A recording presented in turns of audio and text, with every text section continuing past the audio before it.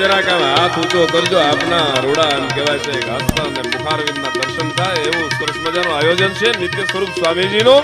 અને ભગવાનના જ્યારે લાલજી મહારાજના આશીર્વાદ હોય ત્યારે ભગવાન કેવો લાગે છે બ્રહ્માનંદ સ્વામી એમ લખે.